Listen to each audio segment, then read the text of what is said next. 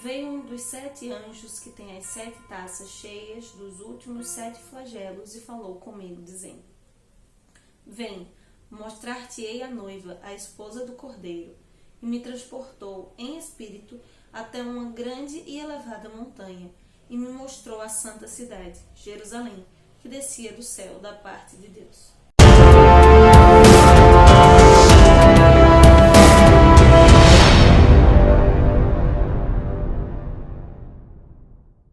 O que temos para hoje, Sanchos e Dulcinéias? Eu sou a Larissa Bertolino e você está no Uma Garota Quixotesca, um canal que se propõe a falar sobre literatura e especificamente na jornada de leitura conjunta do Grande Conflito, onde neste ano, assim como no ano passado, nós nos propomos a ler essa obra escrita pela autora norte-americana cristã Ellen Goldwhite, que escreveu vários outros livros sobre a Bíblia, sobre o cristianismo, sobre Jesus especificamente, e outras obras sobre saúde, sobre família, que é considerada profetisa pela Igreja Adventista do Sétimo Dia, por corresponder a todos os critérios que a Bíblia vai apresentar como profeta verdadeiro. Crê na divindade de Cristo, que aceita toda a Bíblia, tanto o Velho quanto o Novo Testamento, suas profecias, suas afirmações não contradizem a Bíblia, suas profecias se cumprem e alguns outros aspectos importantes. No mês de março nós lemos os capítulos 24 e 25, que vai fechar o ciclo deste momento do período da história da igreja que nós estamos estudando e lendo aqui desde outubro, novembro, dezembro, no episódio passado, de fevereiro, que é o desapontamento, esse movimento millerita, onde várias pessoas, vários protestantes, vários cristãos nos Estados Unidos esperavam a volta de Jesus em 22 de outubro de 1844, e estudando as profecias eles descobriram que não era a volta, mas uma profecia específica sobre esse desapontamento e sobre o início do juízo investigativo, no momento em que Jesus está entrando no Santíssimo, no Santuário Celestial.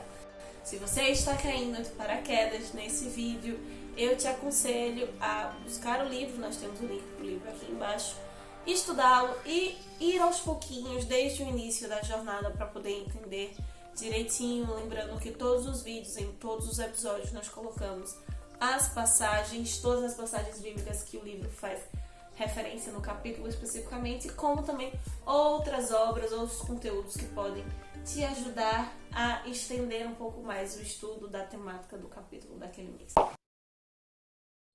O capítulo 24, quando começa o julgamento divino, continuar um pouco mais sobre o assunto, ampliar a explicação sobre este momento, sobre esse episódio que nós estamos estudando, o processo da importância do santuário na Bíblia e do ministério sacerdotal de Cristo. No verão de 1844, Jesus não volta, os líderes do movimento millerita começam a estudar novamente a Bíblia e veem que, de acordo com a contagem do Yom Kippur, que era o dia da expiação, e em o momento exato em que é editado o decreto do rei Artaxerxes para a reconstrução do Templo de Jerusalém, percebe-se que, na verdade, a volta deveria ocorrer especificamente no dia 22 de outubro de 1844. Então aquelas pessoas estavam agora mais instigadas, com mais gás, porque pouco tempo lhe restava para avisar a todo mundo que Jesus iria voltar. E naquele período já ficava claro os 2 tipos de virgem que Jesus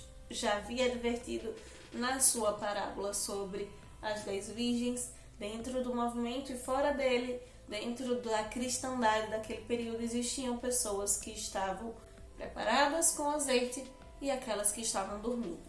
E a autora mostra como essa mudança do verão para o outono, de estender um pouco mais, encaixar de verdade ali certinho a data, fez com que algumas dessas virgens que estavam dormindo se preparassem e estivessem ali com seu azeite na medida certa. Não só para esse momento de preparação, para que elas revissem as suas vidas, como também após o dia 22, quando Jesus realmente não volta e depois que se entende a real profecia que deveria ter sido analisada, quando essas pessoas percebem que elas não estão prontas para encontrar Cristo, para ir ao céu, não simplesmente por uma questão de coerência de vida, de teoria e prática, terem um relacionamento genuíno com Deus, mas porque até então elas não tinham a luz total da Bíblia.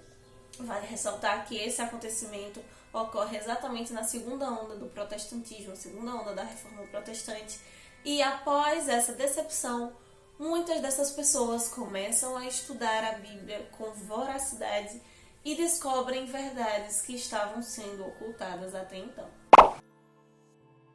De tudo o que se tem ouvido, a suma é: teme a Deus e guarda os seus mandamentos, porque isto é o dever de todo homem.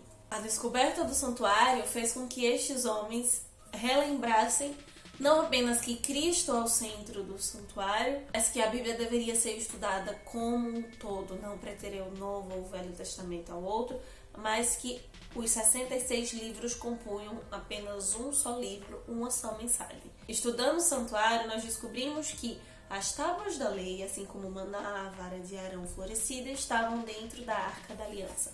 Do mesmo modo que o santuário era a síntese do Cristo que viria, da salvação, ela também mostrava a lei de Deus, que era o reflexo do seu caráter.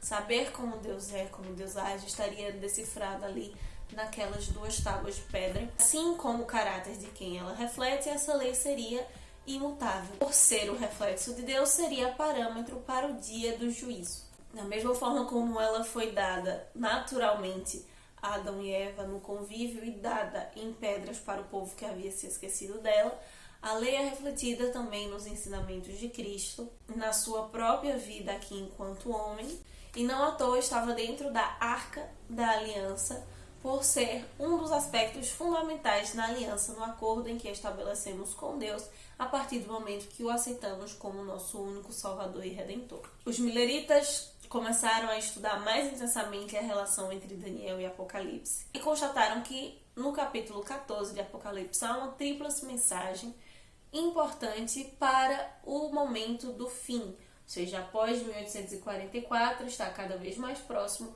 do retorno de Cristo, já que agora ele entra no Santíssimo e quando ele sair do Santíssimo ele voltará à Terra. Essas mensagens contemplam os símbolos finais do fim do mundo até para a mensagem cerne, a mensagem central de Cristo. Antes de nós continuarmos os nossos comentários, eu gostaria de sugerir, aqui embaixo eu estarei deixando 3 livros muito importantes que inclusive a autora cita neste capítulo, que são O Dia do Senhor, do Eiffel, Reading Sabbath, do Eliot, e o Plains Talks About Protestantism. Vou estar colocando aqui embaixo a disponibilidade deles, onde você pode encontrar, por mais que sejam livros do século XIX, tem um aporte muito interessante sobre o que foi tratado dentro desses 2 capítulos de hoje e o que nós vamos apresentar agora como síntese do capítulo 25, além de outras obras que também colocarei aqui embaixo como sugestão.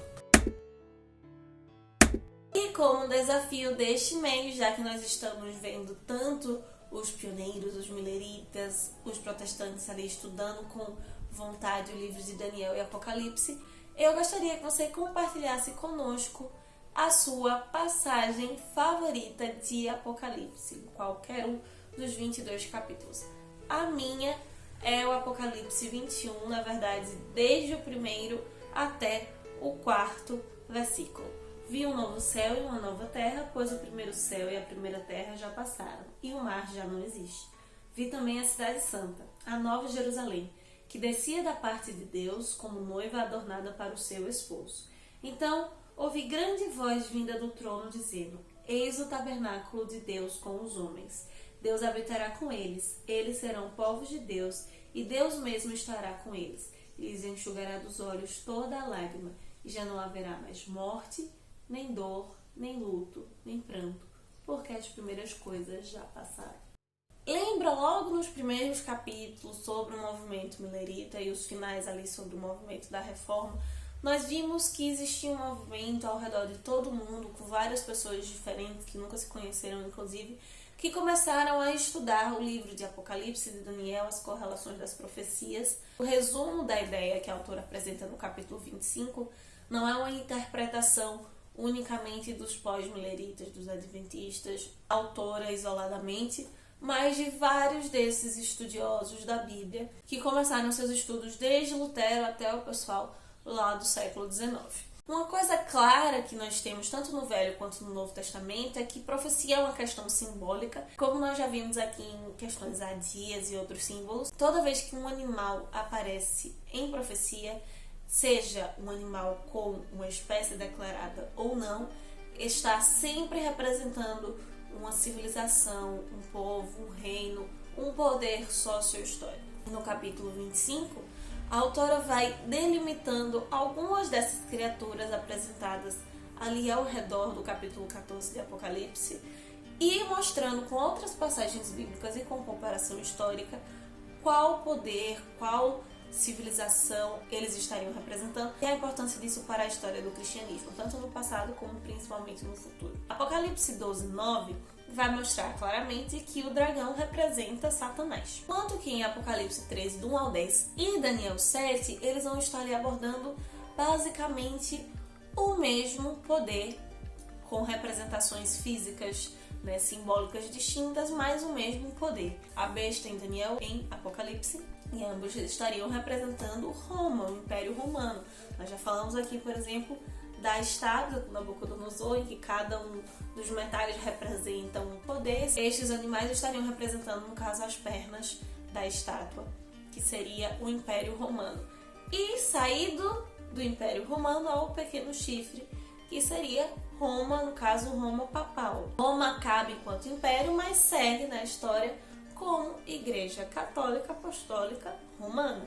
Eu não vou explicar as próximas profecias, essa inclusive detalhadamente, como eu fiz com as 2.300 Tardes e Manhãs do Guilherme Miller, porque se você está acompanhando a jornada, você está vendo direitinho na Bíblia toda a construção que ela faz, que os comentaristas fazem. Mas ainda assim vou estar deixando material de apoio, outras referências aqui embaixo, caso você queira entender um pouco melhor. Em síntese, ela mostra como Roma esteve no poder, Roma papal, por 1.260 anos, de 538 a 1798, quando o grande Império Francês acaba ali derrotando o Papa, fazendo o Papa prisioneiro. Toda essa história do desenvolvimento europeu acaba sendo representada de modo simbólico nestas duas passagens, em todos os seus detalhes. Mas aparece outro animal em Daniel 7, que por sua vez vai aparecer em Apocalipse 17, que é um outro animal, uma outra besta, ou seja, um animal sem espécie delimitada, definida, e que é claramente uma nação ascendente em 1798, quando o Papa estaria recebendo essa ferida. Ali é representada pelo Império Francês. Essa nação, pela história, nós entendemos que são os Estados Unidos da América. O lugar que é a base de uma relação entre republicanismo e protestantismo muito híbrida. Algumas coisas que ela já havia falado em outros momentos, quando nós estudamos a segunda onda da Reforma Protestante, vão ficar muito claras a partir do comentário sobre Apocalipse 13 e 17. O mesmo lugar que surge na base da liberdade religiosa acaba perseguindo os cristãos, para mostrar como desde 1800 há um apelo a atividades voltadas para uma tentativa de ecumenismo nos Estados Unidos. Mas como na verdade isso não é possível e acaba levando uma espécie de apostasia e uma união perigosa entre religião e Estado, como já acontecia em alguns estados específicos naquele momento em que ela escreve, com o descanso dominical impositivo, e que essa falta de liberdade, ela, quanto mais próxima do fim dos tempos, estaria sendo mais agressiva. Todos os livros que eu mencionei anteriormente e as referências a mais que estarei colocando aqui embaixo vão entrar de modo mais profundo nessa situação e todos esses aspectos que a autora mencionou até então. Ela vai mostrar como cada vez mais o protestantismo tem se distanciado do que Lutero e o Zwinglio, por exemplo, pregavam, que é o sola scriptura, o sola gratia. E ao invés de buscarem a verdade pela palavra, unicamente pela palavra, acabam abrindo concessões e cometendo os mesmos erros que eles criticavam tanto da Igreja Católica medieval. E ela vai mostrar como a Bíblia aponta que no final dos tempos essa diferença entre esses dois pensamentos cada vez vai ser menor, levando à apostasia, a erros e causando um contraste muito claro naqueles que seguem a Bíblia como única regra de fé e prática e aqueles que abrem concessões por conveniências e abertamente entram em desacordo com a Bíblia. Talvez o ponto central deste capítulo seja mostrar que, quando nós erramos inconscientemente, Deus não nos acusa. Ele apenas nos cobra de acordo com a luz que nós recebemos. No entanto, quando nós abertamente decidimos ir de encontro à verdade, mudar orientações bíblicas e mudar mandamentos bíblicos de modo intencional, não seremos dados por inocentes, não encontraremos desculpas, porque essa talvez seja uma das maiores advertências que a Bíblia coloca sobre a importância e o cuidado de preservar a palavra, de cumprir exatamente aquilo que Deus nos diz e de não tirar nem um tio, nem um i da Bíblia, especialmente da lei. Então é isso, meus queridos cavaleiros andantes. Estes são dos pontos que eu acho mais relevantes, mais importantes nas duas leituras deste mês. Se você tem outras questões que acha importante, que eu não falei, coloque aqui embaixo. Vamos continuar o debate aqui com as nossas opiniões, com as nossas leituras, sempre lembrando de respeitar o próximo. Nos vemos na semana que vem, neste mesmo horário, para falar mais uma vez sobre, neste caso, a nossa outra jornada de leitura conjunta. E durante a semana nos encontramos lá no Instagram. Lembrando que aqui embaixo você encontra materiais extras sobre o conteúdo desse mês, que possamos, enquanto isso, sair da biblioteca e ver muito além dos moinhos de vento. Valeu!